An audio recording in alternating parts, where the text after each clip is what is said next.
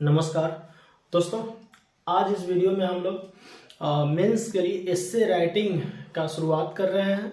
ठीक है, तो आज नॉर्मल जितना इसका स्ट्रक्चरल जो फॉर्म होता है, पहले आपको कोई भी लेटर एस्से लिखने से पहले उसको कौन कौन सा पार्ट, उसका जो बेसिक जो एस्से का जो लिखने का तरीका होता है उसके ऊपर बात करेंगे। ठीक है, आपको ताकि जो है ना, देखिए होता क्या है ना कि आप डायरेक्ट जब एस्से या कोई भी चीज़ लिखना स्टार्ट कर देते हैं, उसका जो बेसिक रूल्स है ना वो आपको पता होना चाहिए। अगर वो पता है तब आप आराम से जो है किसी भी चीज़ का बेसिक अगर आप समझ लेते हैं ना, उसके बाद आराम से जो है आप लिखते हैं। कोई उसमें जो है आप खुद से भी जो है लिख सकते हैं। देखिए कोई भी अगर लेटर राइटिंग हो, एस्से हो, किसी को कोई भी चीज़ हो, अगर सोचिएगा कि हम उसको याद करके रखें और फिर जो है वहाँ पे जाके डिलीवर करें एग्जाम हॉल में, तो याद करके भाई नहीं होता है। आपके पास आपका जो थॉट है, आपका जो सोच है ना, वो उसके प्रति होना चाहिए, उस टॉपिक के प्रति होना चाहिए जो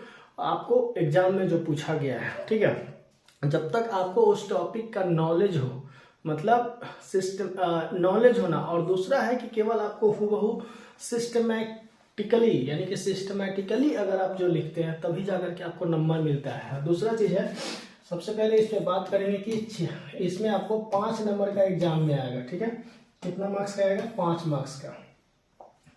ठीक है, 5 मार्क्स का आएगा इंग्लिश का,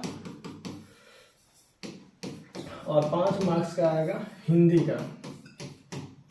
तो ये 10 नंबर का है आपको एस्से राइटिंग, 10 नंबर का आएगा। तो 10 नंबर में से कम आपको यहाँ पे 8 नंबर तो लाना ही लाना पड़ेगा। और इसको लाने के लिए आपको पूरे सिस्टम के साथ स्ट्रक्चरल वे में, यानी कि कहने का मेरा मतलब है कि 1 बाय 1 करके उसको सिस्टमैटिक तरीके से लिखना है। जैसे ये नहीं कि जो उसका लास्ट वाला लाइन है उसको पहले लिख देंगे, पहले वाला लाइन को लास्ट, ऐसे नहीं। आपको उसका जो बेसिक रूल्स है उसी पे जो है डिस्कशन करेंगे। आपको इसमें सबसे पहले इसके लिए चाहिए क्या, तो आपको कुछ चीज जो है बताते हैं। इसको सबसे पहले इसके लिए आपको चाहिए क्या, देखिए एस्से को सबसे पहले जो है सिंपल वे में लिखना है। ठीक है, ज़्यादा क्लिष्ट वर्ड का यूज नहीं करना है। जो वैसा वर्ड जो है ना अभी आप चूज करके रखिए, या अभी वैसा वर्ड को पढ़िए जो आपको हमेशा जो है याद रहे, या उसको आप में कैपेसिटी हो कि उसको याद करके रखें वर्ड को। क्योंकि वर्ड को ऐसा कि स्पेलिंग मिस्टेक ना हो, क्योंकि स्पेलिंग मिस्टेक होगा वहाँ भी नंबर कटने का डर रहेगा। तो कोशिश ये करना है कि स्पेलिंग मिस्टेक ना हो, उसके लिए छोटा छोटा वर्ड का यूज करना है, ज़्यादा हार्ड वर्ड का यूज नहीं करना है। ठीक है, तो और एग्जाम में आपको एक चीज बता देते हैं कि 150 वर्ड्स में जो है आपसे पूछा जाएगा। तो 150 वर्ड्स में जब पूछा जाएगा तो आप 155, 160 लिख सकते हैं, कोई इशू नहीं है। ठीक है, लेकिन ये ना कि आप 300 वर्ड में लिख दें, तो एक तरह से टाइम वेस्ट है। ज़्यादा वर्ड में नहीं, 150 में अगर कह रहा है तो 160 तक आप लिख सकते हैं, उससे ज़्यादा नहीं। देखिए जो भी टॉपिक हो उसको सिंपल भाषा में लिखना है, स्पष्ट भी होना चाहिए। जो टॉपिक है उसी टॉपिक से रिलेटेड जो है बात लिखना है, अलग नहीं लिखना है। ठीक है, देखिए वही चीज है, अपने विचार को सिस्टमैटिकली लिखना है। जो भी देखिए जो एस्से राइटिंग, लेटर राइटिंग, एस्से होता है या लेटर होता है, वो क्या होता है ना कि वो आपका अपना थॉट होता है। ठीक है, जैसे किसी टॉपिक पे, जैसे मान लेते हैं डिजिटल इंडिया, तो डिजिटल इंडिया पे हो सकता है कि हम कुछ और सोचेंगे, हो सकता है कि आप जो है कुछ और सोचें। तो आप अपने अनुसार आपका अपना थॉट भी जो है आप लिख सकते हैं। ठीक है, तो कोई जरूरी नहीं है कि एकदम जो पहले से कहीं बुक में जो लिखा हुआ है या कहीं कोई नोट्स दिया है तो हूबहू एकदम उतार देना, नहीं। उसका जो मेन पॉइंट है ना वो आप जो है ना लिख सकते हैं, लेकिन उसका जो अंदर का जो पार्ट है, आपका जो वो जो थॉट होता है ना, वो आप अपने भाषा में सिंपल लैंग्वेज में उसको लिखिए, कोई दिक्कत नहीं है। ठीक है, और दूसरा है ग्रामर और स्पेलिंग पे फोकस करना है। देखिए दोस्त, असल में बात यह है कि आपको ग्रामर और ग्रामर का जो पोर्शन है, जैसे कुछ ग्रामर में जो है ना आप लोग पढ़ लीजिएगा। पढ़ क्या लीजिएगा, टेंस जो है ना थोड़ा सा टेंस जो है एक बार देख लीजिएगा, क्योंकि मान लेते हैं कि आपको जो एस्से है और लेटर राइटिंग दोनों में लिखना है, हिंदी में भी लिखना है और इंग्लिश में भी लिखना है। तो हो सकता है कि आपको हिंदी में याद हो और इंग्लिश में कन्वर्ट करने के लिए आपको ट्रांसलेशन आना चाहिए।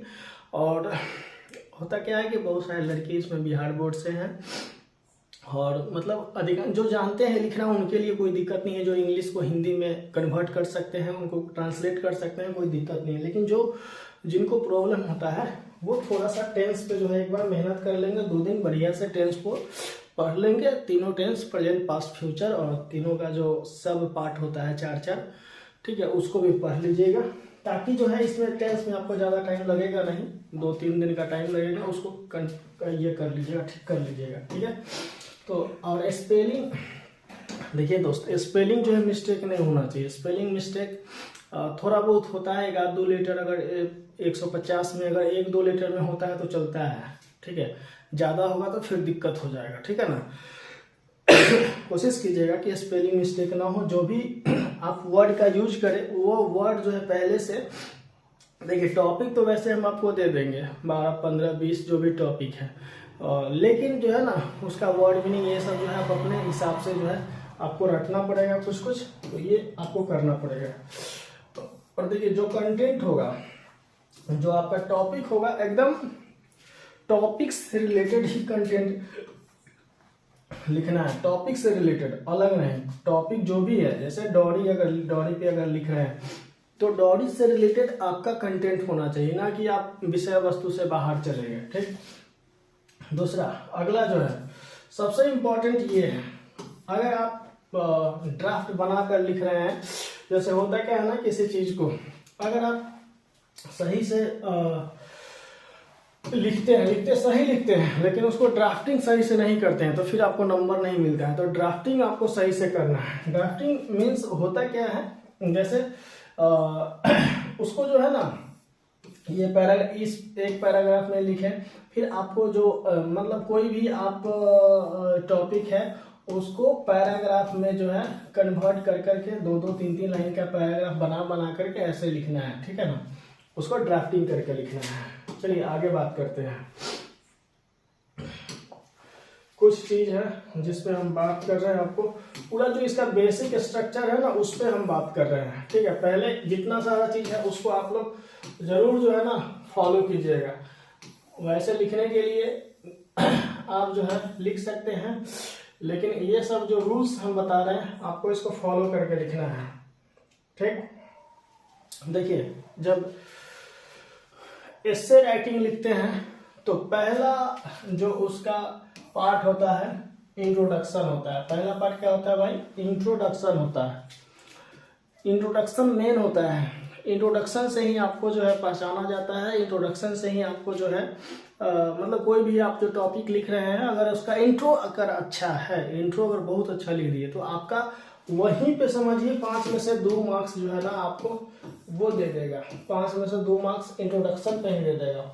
तो इंट्रोडक्शन लिखने के लिए जो है कुछ रूल्स को फॉलो करना है। ऐसे का जो मूल विषय और प्रमुख जो बिंदु का देखिए इंट्रो ऐसा लिखना है जो किसी भी टॉपिक पे कि उस टॉपिक के बारे में पूरी तरह से वो क्लियर कर दे कि वो उस टॉपिक के बारे में लिखा गया है और उसका जो प्रमुख बिंदु है ना उसको पहले ही जो है इंट्रोड्यूस कर देना है इंट्रोडक्शन में, ठीक है ना, उसका प्रमुख बिंदु को, ठीक। इसका जो है नेक्स्ट अगला है, देखिए इंट्रोडक्शन में ना आप फैक्ट को शामिल कर सकते हैं, कोट को शामिल कर सकते हैं। जैसे मान लेते हैं कि आप डॉरी पे जो है लिख रहे हैं, कंटेंट लिख रहे हैं डॉरी पे, मतलब इससे लिख रहे हैं डॉरी पे। अब डॉरी का जो मामला है पूरे देश में इस 2024 में कितना आया है, अगर आपको वाकई में अगर याद है, अगर कुछ अप्रॉक्सीमेटली भी अगर भारत सरकार का या बिहार सरकार का डेटा है तो उस डेटा को यूज करके अगर लिखते हैं तो वो इम्पैक्टफुल बनेगा। उसमें ज़्यादा जो है ना वो जान प्राण आ जाएगा उस इंट्रोडक्शन में, ठीक है। तो ये आपको करना है। फैक्ट का, कोट का भी आप यूज कर सकते हैं जैसे कोई जो कहावत होता है या कोई बड़े आदमी जैसे होता है ना, अब एजुकेशन पे अगर हम लिखते हैं तो एक भीमराव अंबेडकर का, शिक्षा पे अगर लिखते हैं तो भीमराव अंबेडकर का एक बहुत ही अच्छा लाइन है कि शिक्षा वो शेरनी का दूध है जो मतलब जो पिएगा वो दहाड़ेगा। तो वहां से आप उस तरह से जो है ना कोट का जो है ना यूज कर सकते हैं, तो वो एकदम इम्पैक्टफुल हो जाएगा। ठीक है, अगला है एस्से का जो उद्देश्य और सब्जेक्ट का परिचय होना चाहिए। देखिए एस्से में जो इंट्रोडक्शन लिख रहे हैं उसका जो है ना क्या है, सब्जेक्ट का जो है, जो भी टॉपिक है, जैसे कोई भी टॉपिक है उसका जो है ना परिचय होना चाहिए, उसका जो है सब्जेक्ट का जो है उद्देश्य और परिचय जो है इंट्रोडक्शन में ही आपको दे देना है। इंट्रोडक्शन मेनली जो है ना, अगर मान लेते हैं कि 150 वर्ड्स का है, पूरा लेटर राइटिंग लिखना है, तो आप इंट्रोडक्शन जो है 30 वर्ड्स में यहाँ पे लिख सकते हैं। ठीक है, 30 वर्ड्स में जो है इंट्रो दे सकते हैं, यानी कि 30 वर्ड बोले तो 3 से 3 लाइन में या 4 लाइन में आप इंट्रो दे सकते हैं, अच्छे से, कोई दिक्कत नहीं है। ठीक है, अब अगला होता है इसमें बॉडी पार्ट। बॉडी जो पार्ट होता है वो होता है अगला इंट्रोडक्शन के बाद जो होता है बॉडी पार्ट होता है, जिसको मुख्य अंग कहते हैं हिंदी में। इसमें एस्से का जो मुख्य विचार है, तर्क और उदाहरण दिया जाता है। देखिए अब बॉडी पार्ट में क्या लिख सकते हैं, उसका जो उसको जो एनालिसिस करते हैं उसके बारे में जो होता है, जो भी टॉपिक दिया गया है उसके बारे में आपको मुख्य उसका जो विचार है, तर्क है या एग्जाम्पल है, आप उसको बॉडी पार्ट में देते हैं। ठीक है, मुख्य अंग को अलग अलग पैराग्राफ्स में डिवाइड करें। एक चीज और है, जो मुख्य अंग है उसको एक ही पैराग्राफ में नहीं लिखना है, यहाँ पे तो 150 वर्ड्स में ही लिखना है। तो आप जब इंट्रोडक्शन अगर आप दे दिए 30 वर्ड में, तो कोशिश कीजिएगा कि यहाँ पे मतलब 80 से 90 वर्ड में जो है, 80 से 90 वर्ड में जो है टोटल बॉडी पार्ट लिखना है। ठीक है, तो 80 से 90 जो आपका क्या आएगा, वर्ड्स आएगा, उस 80 से 90 वर्ड्स को आपको ये करना है कि इसमें कम से कम जो है ना 2 से 3 पैराग्राफ बना देना है। 2 से 3 पैराग्राफ बना करके उसको लिखना है। ठीक है, पैराग्राफ्स में डिवाइड करके लिखना है। उसको अंडरलाइन करके भी आप लिख सकते हैं, जो मुख्य जो पार्ट है उसको, इंट्रोडक्शन को। ठीक है,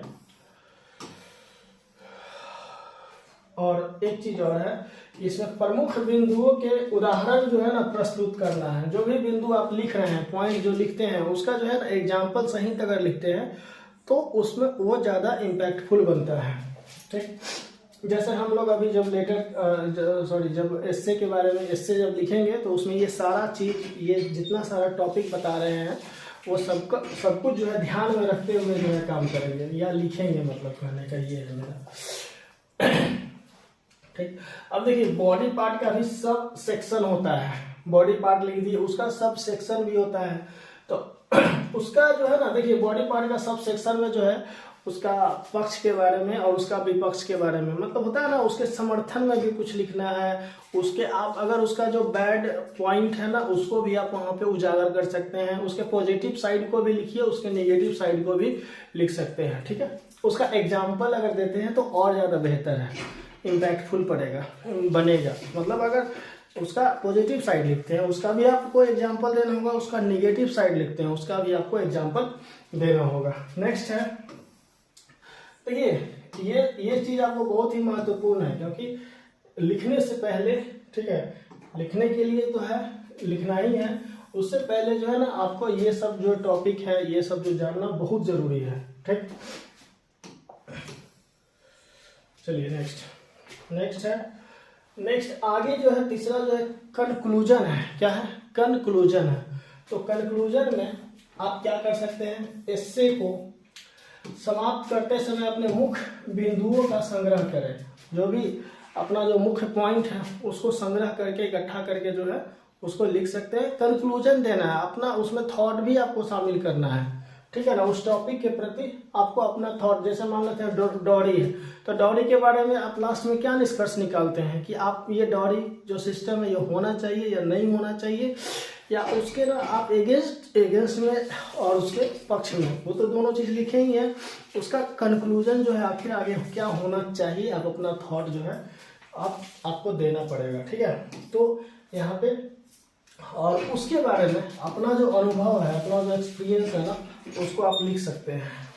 और उसको लिखने के लिए एक प्रेरणात्मक और इम्पैक्टफुल बात का लिखकर एस्से को खत्म करना है। मतलब उसके बाद जो है ना एक प्रेरणात्मक जो बात होता है, प्रेरणा देने वाला या इम्पैक्टफुल जो लाइंस होता है ना, उस लाइंस को आपको लिखना पड़ेगा, तब जाकर के जो है आपका वो एकदम जो है क्या इससे जो है ना आपका सही से जो है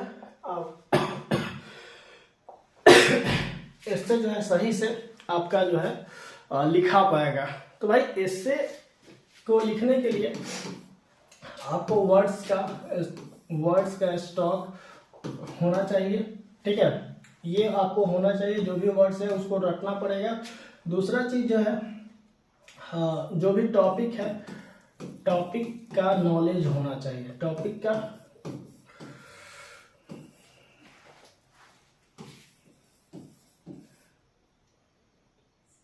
नॉलेज आपको होना चाहिए। ठीक है, पहले फिर से लिख देते हैं, टॉपिक का जो नॉलेज है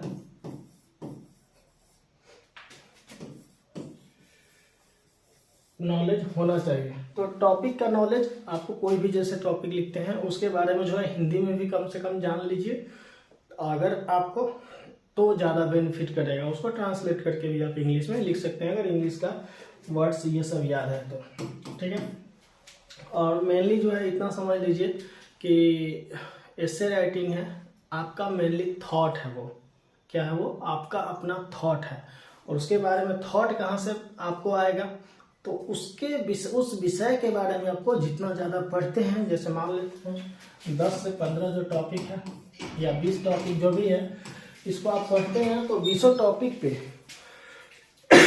एक दिन गैप करके आपको एक दिन में जो है पूरा उसका विस्तार से जो है पढ़िए, जहाँ से मर्जी है वहाँ से पढ़िए, जितना सारा कंटेंट है जैसे हम दे या कोई भी दे तो उसको पढ़िए। उसके बाद जो है ना उस पर आपको जो है ना अपना खुद का थॉट बनाना है। ठीक है, उसके बाद जो है लिखना है। पहले उसके बारे में नॉलेज गेन करने के लिए कहीं से भी पढ़िएगा, पढ़ने के बाद जो है आपको लिखना है। ठीक, यही सब चीज़ है भाई। और आपको कम से कम जो है ना 4 नंबर तो लाना ही लाना पड़ेगा। तो वीडियो कैसा लगा नीचे जरूर कमेंट सेक्शन में बताइएगा। इसका हम अगला जो पार्ट लेकर के आएंगे वो आपको अब अगला जो है आपको लेकर के आएंगे एक एस्से जो है लेकर के आएंगे नेक्स्ट वीडियो में। ठीक है, उसके पूरे विस्तार से।